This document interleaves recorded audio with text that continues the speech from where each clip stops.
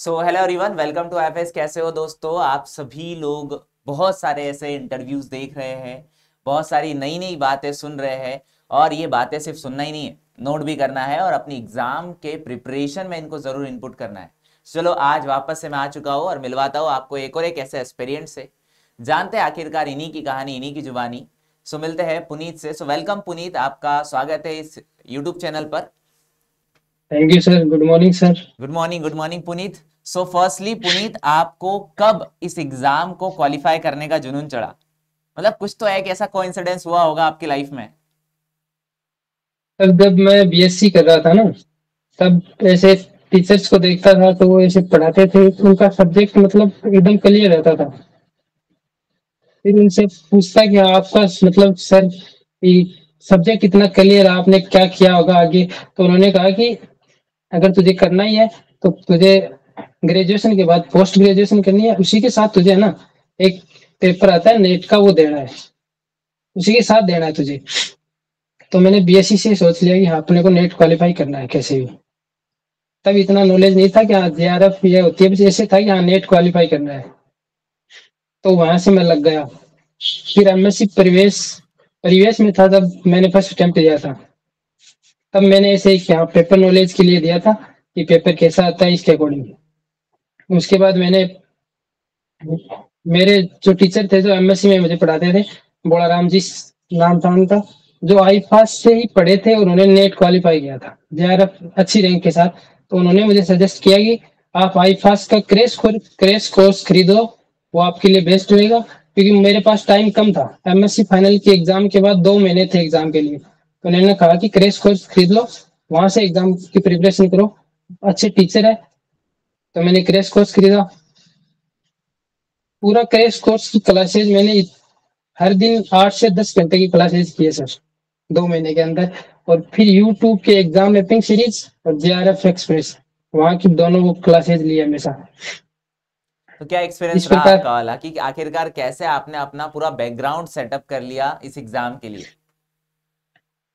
उसका सर पूरा श्रेय मैं ना ज्यादा तो केसी सर को दूंगा। उन्होंने मुझे एक रणनीति बताई थी नॉर्मली कि 3 चीजें ध्यान रखनी है हमेशा, कि आपका कंसिस्टेंस होना जरूरी है, कंसिस्टेंसी चाहिए, और आपके कॉन्फिडेंस होना चाहिए कि मैं कर लूंगा। और तीसरी चीज थी कि क्लैरिटी होनी चाहिए कि अपने को ये करना है। मैंने ये 3 चीजें रखी हमेशा। और फिर 2 टीचर और थे जिनसे मैं थोड़ा इंस्पायर हूँ, जैसे अपने विशाल सर, प्रांशु सर। वो हमेशा ही कहते थे कि आप नहीं तो कौन, आप ही करोगे। ऐसे ऐसे उनसे इंस्पायर होता गया।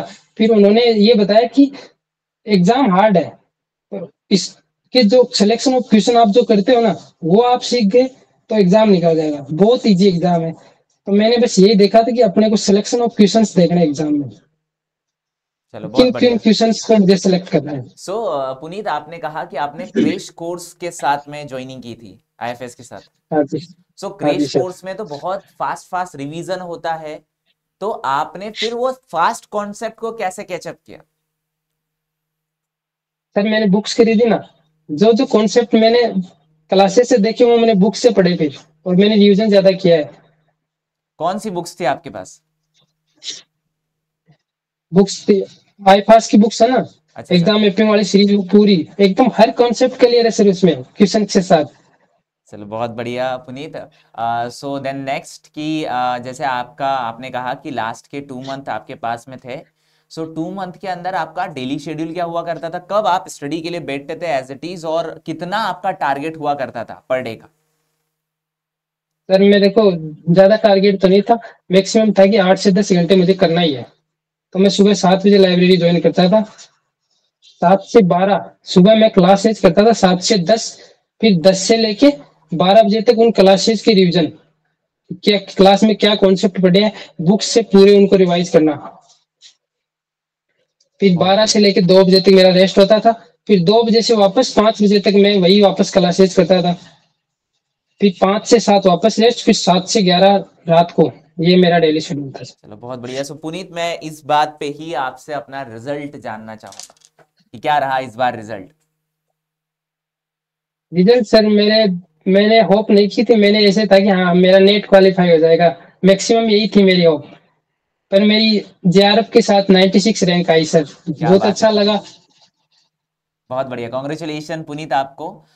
सो पुनीत नेक्स्ट की अब तो आपका ड्रीम बहुत ही करीब है कि आप जैसे कहीं ना कहीं असिस्टेंट प्रोफेसर के ड्रीम को ही लेकर आए थे बीएससी से, तो कहीं ना कहीं हाँ आप जी सर। बहुत क्लोज है।